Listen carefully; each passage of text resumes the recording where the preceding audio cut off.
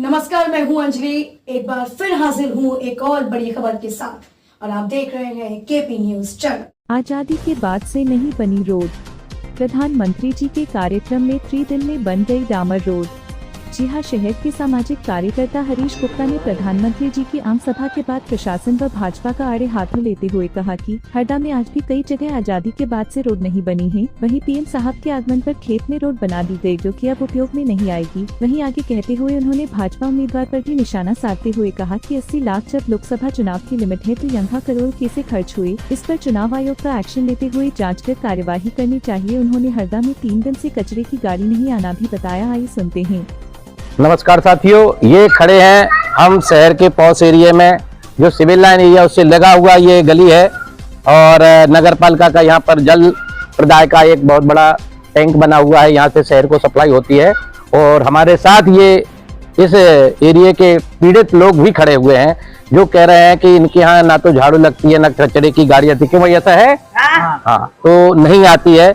और दूसरा ये है कि इस गली में सीमेंटेड रोड जो कहते साहब, हमने सड़कों का जाल बिछा दिया। हमने 5.5 लाख किलोमीटर बीजेपी ने 20 साल में सड़कें बना दी, जबकि 70,000 किलोमीटर का टोटल रोड एरिया रोड की लेंथ है, वो 5.5 किलोमीटर का दावा करते हैं। उसके बावजूद शहर में ये स्थिति है कि इस शहर में 20 साल 25 साल में बीजेपी की सरकार रही और बीजेपी को हर साल 300 करोड़ का नगर पालिका बजट है।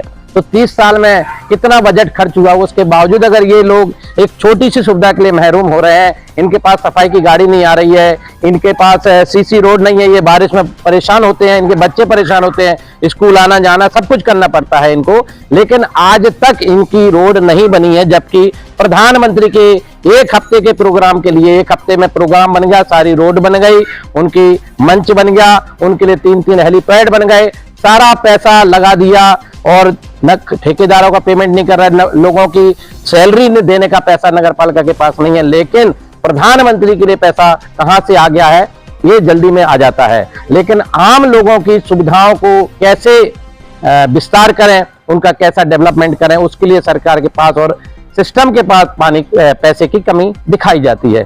तो यही मुझे कहना है कि इस ओर नगर पालिका प्रशासन, जबकि उनकी पानी की टंकी रोज गाड़ी आती है, उसके बावजूद भी उनका ध्यान इस ओर क्यों नहीं जाता है? क्या ये जो एरिया है हरदा की सीमा में नहीं है?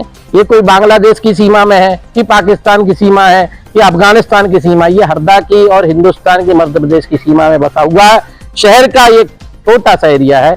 यहाँ पे मात्र 100 मीटर सीसी रोड बनने से यहाँ पे कम से कम 300-400 लोगों को बड़ी सुविधा हो जाएगी। मेरा निवेदन सीएमओ साहब से, वर्तमान में जो पदस्थ हमारी नगर पालिका अध्यक्ष महोदया और समस्त पार्षदगणों से निवेदन है कि इस ओर ध्यान दें और इनका जो समस्या है उसको सुलझाएं, आम लोगों को सुविधाएं दें। इस हेतु आपको सत्तासीन किया जाता है। धन्यवाद।